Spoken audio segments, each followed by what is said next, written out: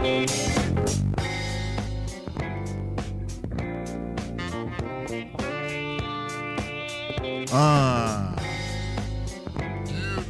fuck is going on? We right back on you motherfuckers like four flats in a Cadillac. Welcome to Driving in the Right Lane. I am your host, Clifford Sykes, a.k.a. the Uptown Supervillain, a.k.a. your cousin Cliff talking shit. And I'm tapping in by myself, for the first time in a while. Coming to y'all from Sandbox Productions, Media, Pennsylvania. Kicking it live and direct for you motherfuckers. Like I said, we right back to it. It's been a couple weeks, a couple days. I don't know, but it's been a minute. But we here. God is good, man. Once again, I'm here with your producer's favorite producer, Mr. Swaggy T. How we doing? I'm chilling. What's up with you, man? Not much, man. What we got today? No doubt. A couple topics, three things, some small things. Normally we try to do the icebreaker, but because it's just my handsome, quintessential stud muffin, illustrious beefcake, can't do it by myself, and I don't got nothing for you, man. Got some good topics, though. Yeah, I think so. I definitely think so. Start off with a mental health thing or whatever and try to transition to some other shit. What's up with you, man? How you been like the last couple of days? Shit good? Tiring? I would say good. 4th of July, just taking it easy. And then, just getting ready for full Eagle swing. That's going to be fucking dope. You know I'm coming out there with y'all, like at least for good. 2 trips. Bring everybody you got. At least 2 trips. I'm going to be out there. Definitely. You think I'm bullshit? I'm going to be out there maybe drunk one of them. I'll hold you to it. And then sober one of them. But I'm getting fried on one of those fucking That's how you're supposed to do it. Not at 40, bro. Not at 40. I don't recover as much or as fast as I did or whatever. You get to a beach or anything for the 4th? Yeah, Ocean City. No shit. How was that? It was nice. The water's freezing still. It hasn't really been hot, though. That's the thing. So it hasn't warmed the water up. No, okay. not at all. Okay. Yeah, I haven't been to a beach yet. I was just telling myself I got to get to a beach. A friend of mine went to Delaware, someplace called Lewes Beach, just near Rehoboth. You familiar with that? No, I've never been to Delaware Beach. To a Delaware Beach. No. Jersey. Rehoboth is pretty good. It's dope as fuck. It just is, how can I say this? It's like New Hope of Pennsylvania. Okay. Familiar with New Hope? Yeah, I know the vibe, yeah. All right, no doubt. Yeah, exactly. That's where that is. All right, so that's pretty cool, man. You and your lady? Yep. Yeah, right. You do have a girl. Damn, you lucky motherfucker. Damn, okay. No doubt. My single ass, just working, shit like that. The mental health part for me, it's been pretty good, actually, just like pretty balanced. Very, very balanced the last couple of weeks. Didn't work any overtime last week, which was like the first. Just listening to my body. Yeah, listening to my body, man, sleeping for fucking 7 or 8 hours, just like that shit feels good. And as you get older, you need to fucking sleep. You need to. You know what I'm saying? But yesterday, almost got pulled back in like 20-year-old shit starter, like really, really like irrational silverback gorilla status. So if you don't know, I work for Authority. I don't want to say the names or whatever, but I work for the Authority, which is like a major transportation company in the city of Philadelphia and certain parts of eastern Pennsylvania or southeastern Pennsylvania. So from time to time, I have to walk out my station or my office to move around. And where I work I'm back to Kensington and Allegheny. That's another thing with my mental health and having a pretty consistent schedule now where I'm off on the weekends. I'm working Monday through Friday, which is fucking dope. Because before my schedule sucked ass, fucking off Mondays and Tuesdays and working through the weekends, which always fucking sucked. But back to a regular schedule. Came out the office. It's not too bad. I don't know what's going on. The dope fiends weren't doping. The crack wasn't cracking. The fetty wasn't fettying. But this, what you see there, it's not natural. And I tell people this all the time. Literally, you will see people walking around with fucking syringes. I'm talking 50 to 100 in their fucking hand. And they just yell like, work, got work. And they sell syringes for a fucking $1. So you'll see people walk up with $5. 5 might get you 10, whatever. So I don't fuck with people's groove. I don't bother people. Look, if you get high, just clean this shit up. Or if there's kids out here or women, y'all gotta take that shit somewhere else. Other than that, you do your thing. My man drops some fucking syringes, and I'm just like, yo, my man, you dropped your work. And he looks up and he's like, what? White dude, skinny, dope fiend white dude. Like he's like 120 pounds. I'm 255 pounds. He's also like 5'5". And I said, yo, you dropped your work. Train coming. I don't know what you got going on, but yeah. And I just keep walking. And he's like, fuck you. And I'm turning around like, what? Yo, who you talking to? And he's like, I'm talking to you. Fuck you. I'm going to do what I got to do. He went super duper like hood Kensington white boy on me. I'm like, whoa. I'm like, ho, ho, ho. It's like 8:45, 9:15. I'm trying to get the fuck home. And he's like, fuck you. Go clean up. Go do this, you fucking nigger. And when he said nigger, my first reaction was like to rip my clothes off and just like jump on dude, rip his head off, shit down his throat and throw him in the fucking tracks. But that's like, yo, I have so much going on and I'm responsible for so much. I can't do that. I've graduated to a place where when someone uses the N word now, it don't really get an emotion out of me. It's like, that's the best you got, nigger. That's it? Really? Yeah, you got a lot more loose than that guy. Yeah. The N word? Like, okay, this isn't 1956 in Biloxi, Mississippi. Ooh, I make damn near $30 a fucking hour and you're selling dope. You're selling syringes for $1. Let's really evaluate what the fuck's going on here, champ. And he kept saying, like, go clean up, go do this, you're a bitch, suck my dick. He was talking super fucking greasy to me, cuz. Super greasy. Shout out to my man Baker, who actually, he didn't jump in because I wasn't moving. I just stopped. Because I'm like, yo, like, do you understand what I'll do to you? Like, what? Wow, that's really where we are. First of all, the fact that you're on a platform of a train platform where the majority are black people, you know, you just felt so comfortable to say that word. And it's like, if this was any other situation, I definitely would have put hands on dude. I'd have kicked a hole in his fucking chest, super duper. But I talk about balance and accountability and some other things as far as we as men and who you are. Nah, man, you can't let people get you off your square. You can't let people dictate your emotion. Emotions are very, very, very, very, very. They're very damaging, but they're also very, very like positive for you. It's for who you are. You have to be in control of your emotions. If you're not in control of your emotions, you're not going to have control on a lot of things in life. And I had a moment yesterday where I really wanted to like, again, I hate saying like this because I haven't been in a fight in so long, but you know, it's because of how I carry myself. I don't put that energy out there. Energy doesn't really come back to me. So I kind of looked at that like, all right, what am I doing?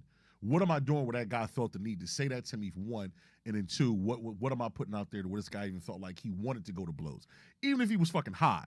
Like, what am I doing? I had to look at myself like, all right, maybe it's how I'm carrying myself, maybe it's something my tone with the guy, and I looked, you know what I'm saying? Maybe that's what it was.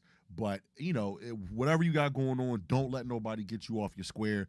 Don't let anybody dictate your emotions, whether it's a man, a female, a baby, a midget, a fucking ghost, whatever you got going on. Keep your shit to yourself, man, and know who you are, and know your worth. It's crazy we're talking about that too. Something else happened last week, fucked me up. I had a moment. So at my job, I come across hundreds and hundreds of people, man. Like I'll see people speak out of respect. I'm a pretty respectful person. So I'm at the Somerset train station, which is on the Market Frankfurt line, which is the blue line. So I'm walking on the platform, and this man walks up, and he's like, "Excuse me, brother, how often do trains run?" And I'm just like, I get so locked in because you can't, working where I work, you can't be like happy-go-lucky and just, pie in the sky, everything's so nice. You can't be like that. These motherfuckers will rob you.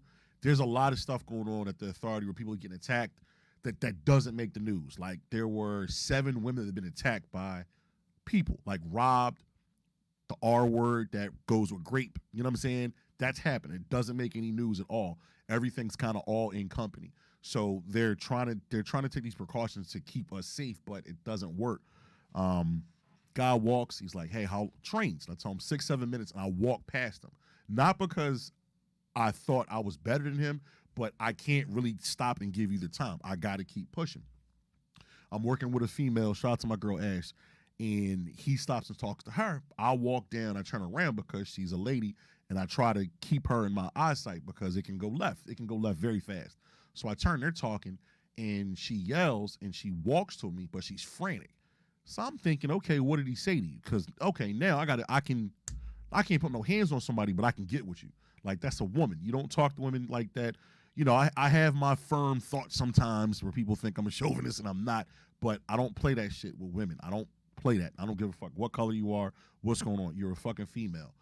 And she walks over and she says, the guy wants us to call the cops. I'm like, why? Like, what happened? You get robbed? What's going on? And she looked me in the face. Her face got flush red, like cherry red. And she said that he said, if you don't call the cops, I'm going to hurt somebody or I'm going to hurt myself. And with that type of verbiage, I take that shit serious. I didn't normally do that, but nowadays with mental health and clearly which what we're doing right now, I take that shit serious. So I don't rush him. I don't bombard the guy, but I'm like, yo, my man, come here real quick. And he comes over, and I normally wear sunglasses, take my sunglasses off, and I look him dead in the face. I'm like, you okay? Like, what's going on, man? Like, you asked my partner to call the police. I mean, we can do that for you, but like, what's going on? And it's not funny. He just said, yo, I got a lot of pressure and I don't know what the fuck I'm gonna do, what my next step is. And I'm like, so what you mean pressure? Like, what's going on with you? And he was like, I lost my mother and I lost my son 12 days apart. And I'm like, fuck, like, how old are you, man? Guy's 45. He ain't that much older than me. And he looks like he's fucking 50. Because that's what dope or alcohol or whatever it is you're into, that shit'll age you. He looked old, man. And once the more he talked, he let things out, he became more and more like grounded. And he just kept saying, like, it's so much pressure. And all I know is when you're dealing with people like that, you have to get them to talk. You don't want to overtalk them. You want them to talk because that's what helps them out by getting things out and venting. So I'm just listening. I'm being just a what's the word I'm looking for? A catalyst for him to get things out. And I'm like, so where you from? Now, mind you, we are in like a part of North Philly. He said he's from Downingtown. I'm like, Downingtown? I'm like, that's Route 30. Like, I know Downingtown. Like, what's up? How'd you get down here? He said, well, my son died. I just kind of lost it, and I just wanted to get high, and I wanted to get away from everything. And I said, so what got you down here? And he said, I followed a chick that I party with. He said, I went on a 2-day bender doing speed. He didn't sleep for 2 days, wound up coming down there with her. She left him. So then he said that he didn't know where he was. He was walking around. He said he tried to do some heroin. He didn't like it. He tried fentanyl. He said, I forgot how he described it, but he didn't like the way that shit felt either. And I guess no sleep, you're doing uppers and downers, you all over the fucking place. And he didn't know where he was going. And he literally felt like he was going to push somebody in the train tracks or attack somebody or jump the train tracks himself. And hearing him talk, it you don't know what people got going on, man. And I think that we as a fucking society have to do a better job of just being genuinely nice to people. I know that I have this boisterous and super arrogant persona sometimes that I don't do all that, but I'm a very respectful and a very, very nice person. And I'm an impasse with people. Like, I tend to take things in and not take care of myself.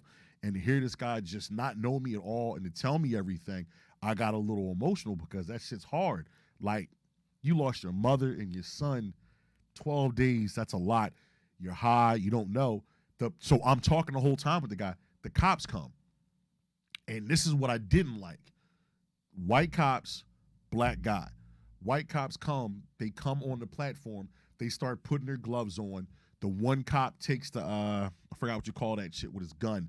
He takes the off on holsters it or whatever, undoes the holster like he's ready to shoot him.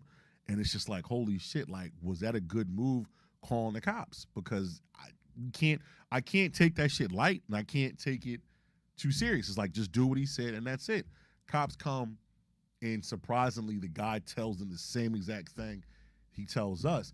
And watching their interaction with him, I feel for police because they came in with the shits. Like, I'm here to crack some fucking heads. And when the guy started talking to him about his mother, his son, he had gotten high. He doesn't know where he's at. He doesn't know how to get to Downingtown. The guy was like, well, do you want to go here to friends? I guess it's a hospital or something else. And he said, yeah, I just want to talk to somebody. I haven't slept. This and the third. And I watched the cop holster his weapon back or put it back to secure it. They talked with him more, and then they walked him off the platform. The one cop came back up and he said, who called the cops? And I was like, it was me. And he said, yo, I haven't talked with somebody like that in a while. That guy kind of lost his way, and I'm hoping when we get him there, he doesn't stay. And I'm like, what do you mean? He said, most people that come down this area, which is K&A, which is like this super duper drug mecca of Philadelphia, unfortunately. People come down there and they get lost in the sauce. Once they're down there, they don't leave because they start getting high. Next thing you know, they're robbing, they're stealing. And because it's so inclusive down there, the police don't even do anything. So you're breaking in cars, you're robbing people, you're doing whatever you got to do for your high, and people get sucked up in that vacuum and they just stack. And so for me, I feel like hopefully I did the right thing and Main Man got back to Downingtown, but that's just a part of like why I have this segment in the show with the mental health, because just for me, not to sound selfish, but like this job I have, it's rewarding. The pay is fucking phenomenal, but the excess of like trauma and the stuff I see and the stuff I deal with, I got to get that shit off. I can't afford to pay my fucking therapist what she want to see her 4 or 5 times a month. So I'm using this as like for me, and anybody else that has it, like, yo, you got to be on point with like your mental. You got to talk this shit out, whether you talk to yourself, you have an audio journal, whatever it is, man, get this shit out, because the shit will eat you up or you'll jump in a bottle. And that's something I was doing for a while, just drinking every night, because that shit is hard, man. But you got to work through this shit and back in the gym doing other stuff. So last 2 or 3 weeks been crazy, just alone with the violence in Philly and other stuff that, you know, me and Tay were talking about before we recorded. I talked about this early last year, in some of the early recordings of DITRL, about like, you think I was bullshitting. Right now in Philadelphia, it's like Grand Theft Audio Jumanji level 35. Like, if you go fucking anywhere, you have to be prepared for any and fucking everything. Like, literally talking with Tay, there was a shootout in Frankfurt. They said over 70 shots. Like, it's not funny, but like, that's what I'm talking about. That's some Grand Theft Auto cheat code shit. Somebody put in up, down, down, left, right, and just pulled out a fucking pole and went to fucking work somewhere, which is fucking crazy. But that's where it is. Get yourself a gun license. Go to the range, learn how to use your weapon. That way you don't have to use your weapon, because that seems to be the big thing for me. Some of these assholes that have these guns don't respect the weapon. They don't respect how to use those things, because let's keep it funky. They're not getting them legally. Those guns are being placed in the hood. We all know how that shit works. So these kids don't have a fucking clue. But if you have a brain and you want something, go get your license. Go to the range. Could be a nice little activity for you and your lady, you and your wife, you and your partner, whatever you got. Go do that shit, because you'd rather have it than not have it and need that shit. Get you a PS5. Stay in the fucking crib. Speaking of PS5s, yo, I'm so old, I didn't even realize this. Like, I know I couldn't buy one. Did you know on Sony.com, these pretentious cocksuckers, yo, it said, please register for an opportunity to purchase a PS5 from us. And I'm just like, the math don't math here. How? I am old enough to remember I could walk in any day of the week to GameStop, Electronic Boutique, Funko Land, if you know what I'm talking about. I remember. You remember Funko Land? Yeah. That was the shit. You could walk in there and just buy a system. I went on Sony.com and it said register for an opportunity to purchase a PS5. And I'm like, huh? Okay. And the way it works, they don't tell you. There's no rhyme or reason. I'll just get a random email. And it's like, you have 48 hours to come up with $500, purchase it from us, and then we ship it to you. But it could be tomorrow. It could be 6 months from now. It could be a month from now. It could be 5 days.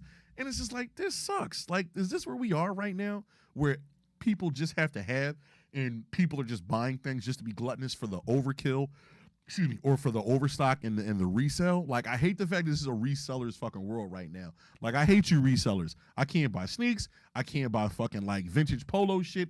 I can't buy shit because you fucking hype beasts buy everything. And it fucking sucks. I'm pretty sure you know a little about that, because you're a pretty fashionable guy yourself, Tay. Yeah. You know what I'm saying? Have you tried to purchase something that frustrated you, where it's like, yo, I can't buy this because of what? The New Balance 550s. They're nice. What colorway? Any of them. Any, right? Yeah, I'm about to You say, know I'm what like, I mean? what colorway? But see, that's the thing. How much they go for? Like two something, or like one? what's the Oh, first normally it's like 110. one? Yeah, but now what are they going for? I'm not paying resale. Yeah, I don't understand that shit, man. I don't understand it. I could go. I'm jumping around here because let's have. I don't need anything that bad. You know what I mean? But why would you pay that? That's like, those are bills. That's utility shit. Like, Some people think it's an investment too.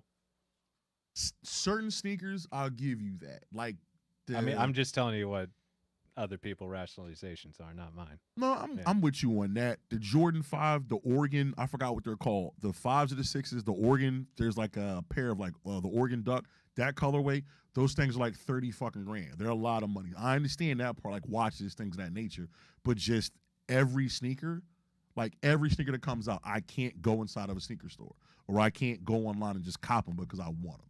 That bothers me that we've gotten to that point where I just can't be a regular person and just do some regular shit because you fuckers want to fuck it up and overprice everything.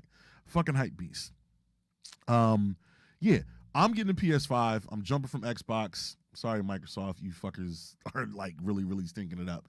I'm getting that. I'm staying in the fucking house at least for another year, and that's it. I'm not going to be outside. It's only going to get worse in Philadelphia. I'm not happy saying this. I don't like saying it, but it's only going to get worse because people don't have the resources. People don't have the financial resources. People don't have the mental resources. And you got to remember last year around this time, people had money. You had the PPP. You had the PUA. You had the EIDL. You had, look, number 4 was 45? Yeah, 45. 45, Uncle Donnie was cracking the bank, putting money out in these streets. Everybody was eating. Everybody. But the problem was that nobody thought long term about the money and what they could do and how to invest it. Shout out to the realest podcast ever, TRPA. Literally, people got Rockefeller startup money and did not create Rockefeller. And I wish I could have just tapped into that fucking money and did something, but I'm a legit person. I don't want to have the feds or the IRS on my ass for some money. But what people did was they bought cars, they bought guns, they bought drugs. Cars got repoed. Drugs got smoked and popped. What do people have left? Guns.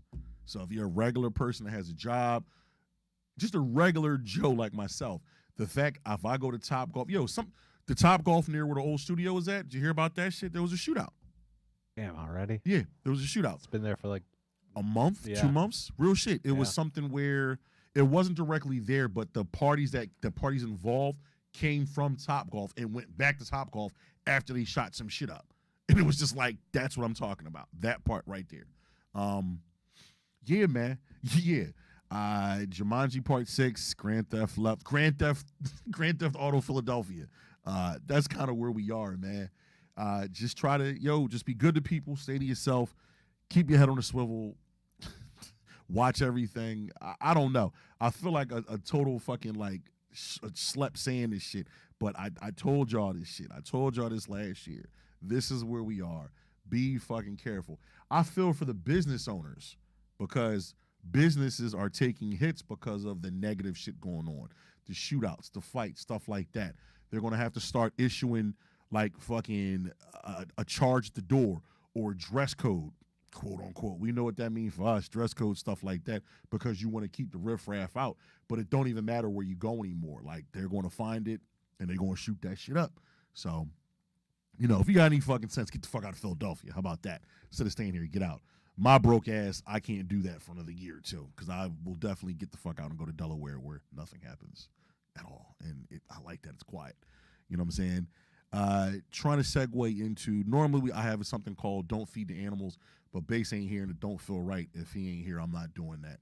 I want to segue into something more with mental health.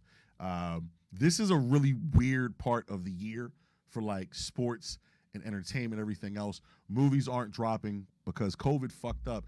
Yeah, you know what? Yeah, COVID fucked the game was so bad, blockbusters aren't even being released right now. Normally, this is like where blockbusters are like, hey, 4th of July weekend, come see this. Look at this, check that out. It's not a lot going on. It just COVID fucked a lot of stuff up.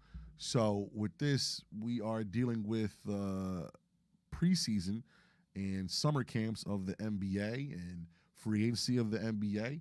And I kind of want to talk about one individual named Kevin Durant, who I believe had everyone fooled into thinking that this guy was him.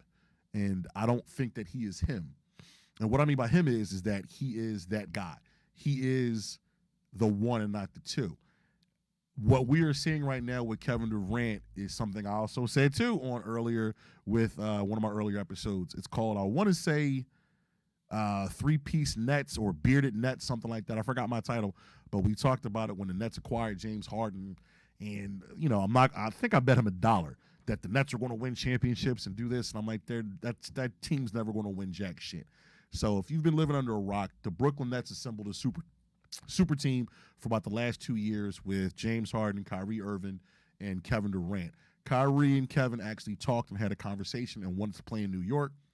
I don't know about the Knicks, but they definitely would play in Brooklyn, and they figured it out, and they signed, and they were able to acquire, again, a super team. And this super team, to everyone's surprise, did not get where they were supposed to go, and it's amazing to watch that fucking thing burn. I said that, too. This is literally going to burn in everyone's face. Somehow, some way, the Philadelphia 76ers were able to part ways with Ben Simmons for James Harden, which looks like a wash of a trade at this point because Ben Simmons didn't play. Soft as drugstore cotton, we'll say. And then James Harden is not the player he was, but availability is always the best ability, and we have a guy who's going to play. Because of that trade, the Brooklyn Nets did not advance out of the first round or the second round of playoffs these last couple of years. Now, one of those is because of an amazing shot by Kevin Durant. He was just tired. His foot stepped over the line. They lost the game to the eventual NBA champs, the Milwaukee Bucks 2 years ago, but that don't matter. The Brooklyn Nets just failed to deliver.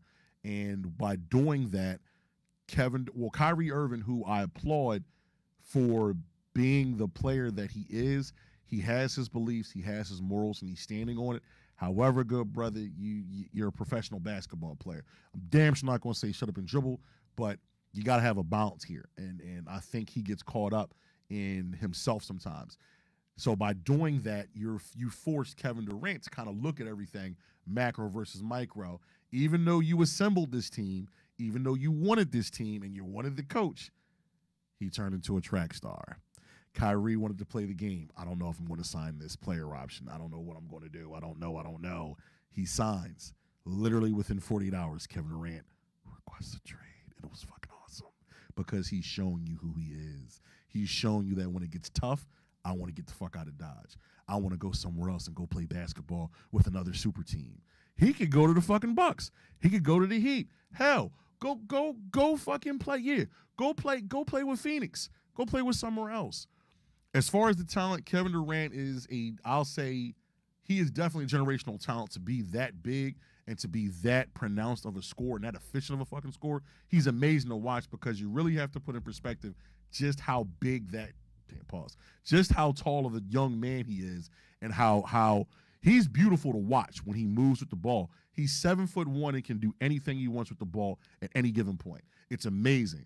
But as far as the fortitude, the stones, and the actual rest in peace being that Mamba mentality when it's like, yo, it's me or you, he don't got that. And that's a lost trait in society. That's a lost trait in the NBA. That's a lost trait in like a lot of professional sports. And I realize that mentality is troglodyte. It's old school. But you know what? That's what's needed. That's necessary. That is controlled chaos. That is, if you want to be great, people aren't going to fucking like you. People are going to fucking hate you because you're going to push people to be great. And for me with Kevin Durant, he's not pushing anyone. He's literally running at any sign of like negative shit, I'm out. I can't do this. I can't deal with it. And no one's talking about this. And that's more alarming. In my opinion, the deal is going to be done sooner than later because, again, we're dealing fresh off the NBA draft. You have summer camps. Guys have to start signing. So these teams just can't take Kevin Durant's contract. Kevin Durant, I think, has 3 or 4 more years at like $130 million. You just can't take that contract and say, okay, we're cool. So this deal has to get done sooner than later. Kevin Durant has come out with 3 teams that his wish list of who you want to play for. Phoenix Suns, our Philadelphia 76ers, and the Miami Heat. Here's some small tidbits for you guys if you didn't know this. Because the Brooklyn Nets acquired a player earlier in the year via trade that signed a rookie extension, they can't make the trade for someone else that falls under the same guideline. So what that means is, of those 3 teams, the one I thought that would make more sense, believe it or not, was the Miami Heat. The problem with that deal is Bam Adebayo, I never can pronounce his name right, just signed an extension. So they can't trade him for Kevin Durant.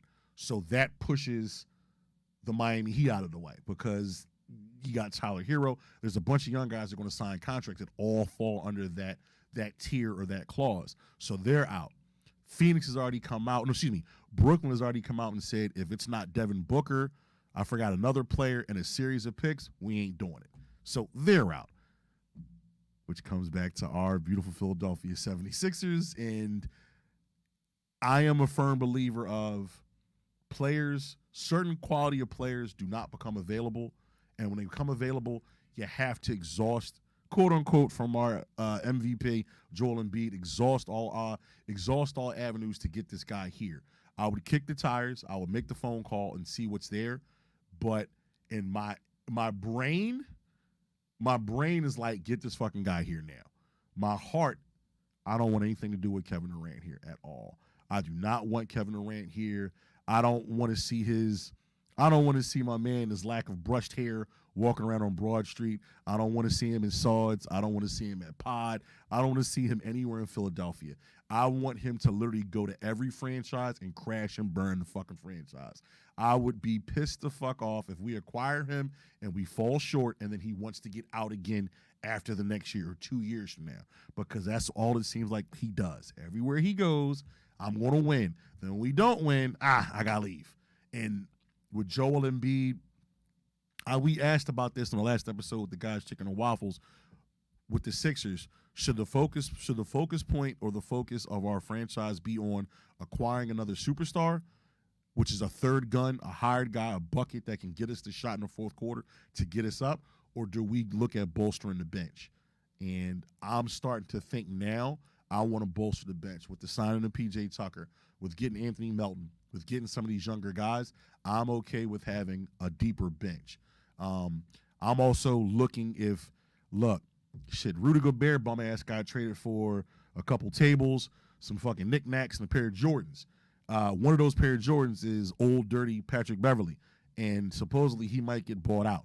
If old, dirty Beverly is available, I would love to sign him as a backup point guard. I would like to get a Morris brother here. That way, we ain't getting punked, and we're not going to be out physical, because that's what happened to us when we played against the Miami Heat. They punked us.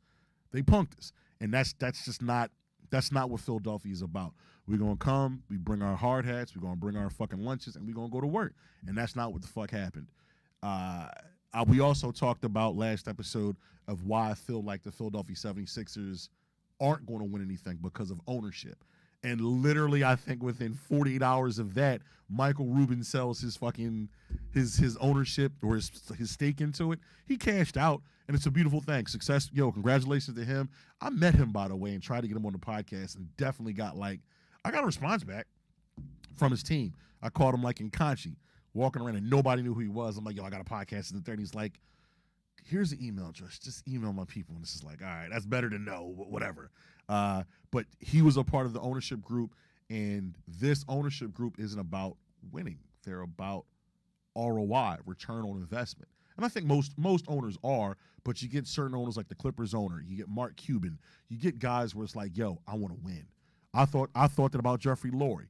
Go Birds. But, I can't say one thing about Jeffrey Lurie. One thing I can say is Jeffrey Lurie spends the money. If the players are out there and he wants it, we spend money. So it's not for lack of cutting the check. But with this ownership group, they're not looking to do that. This ownership group literally just wants to be in the good old boy network. Yeah, I spent $50 million, it's worth $1 billion. It's one of those things, the big dick swinging contest. And that's where I think we're going to fall short with a championship because of ownership. Your ownership is a requisite of management. Management is a requisite of your players.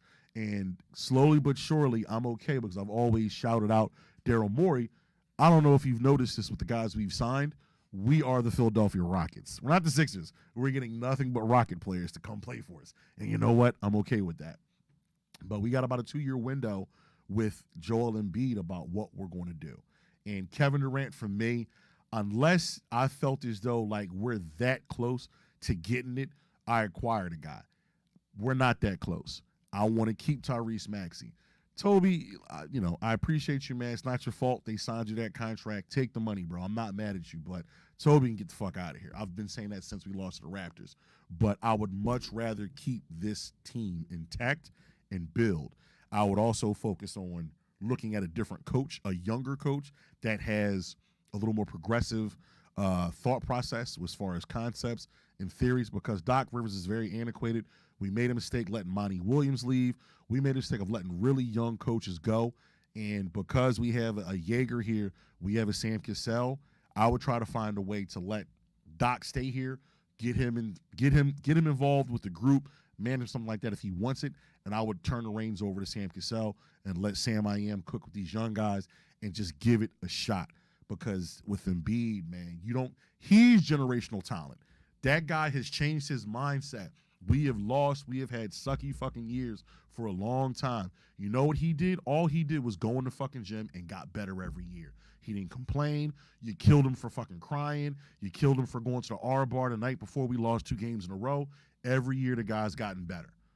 And shout out to my man TK Tahir. He said it best. When he had his son, that switch went off. And I said, that's a really good point. I don't have children, but that's something I've noticed with most men. When they have a son, it's like, all right, my legacy. I can't have my son look at me like I'm crazy. Like, Pop, you was cool, but you was a bum, or you were lazy. And every year since this guy had his son, he's giving you everything he has. No excuses. And ownership, you got to tap in with this kid. We got to get this shit done, because before you know it, it's going to be 2025 or 2026, and he's not going to be able to give us what we got. James Harden is a shell of himself. You still got Tyrese Maxey, who I do want to hold on to. I want to hold on to him. But I want to see this through. I think I'm starting to convert to the bolster the overall team and just run it through Embiid. Run it through him and see what's going on. But that's my rant with the Sixers. I'd like to keep where we are. I'd like to keep everything the way we have it right now, but there's so many pieces going on, and Kevin Durant is a generational talent. If they say we want 2 second rounds, a first-round pick, Tobias Harris, I'm getting Kevin Durant. I got to make that trade. If it's Steibel, Tyrese Maxey, Toby, and like a pick, you got to give me like Joe Harris. You got to give me Joe Harris. You got to give me Durant. I got to get some more pieces back. But I'm hoping and praying this doesn't work. I'm hoping and praying he just figures it out and goes somewhere else and we can beat his ass and keep him out of the fucking playoffs. That's my rant with Kevin Durant. He is not him. And if you thought he was him, you were sadly mistaken. Keeping it in basketball, I don't know about you guys, but there was a unicorn sighting sometime earlier this week. And this unicorn is named Chet Holmgren. He's a kid I've been following on Instagram since about 2017, 2018. I saw him in high school, and I was more enamored because of the skill set this kid possessed. Chet Holmgren was the number 2 pick, Oklahoma City Thunder, which is the Seattle Supersonics for you old heads out there. 7'1", very, very, very, very, very dynamic skill set. He can put the ball on the ground. He can shoot, footwork, understands spacing. He understands angles. He does a lot of things a 7'1", quote-unquote big man isn't supposed to do. His basketball IQ was pretty nice for a 19-year-old kid. But I want to say it was Tuesday or Wednesday. He scored 24, 26 points, 6 blocks, I think 6 dimes. Like, his stat sheet was off the hook, off 9 shots. Understand that. He's 7'1", shot the ball 9 times, and almost gave out a 30-piece nugget. I understand it's summer league, but it's the shots that he was taking. It wasn't like he was clanging and banging and getting busy down low. The guy was demonstrating coming off the ball. He was giving people the jab step to get the separation and coming back and pulling up.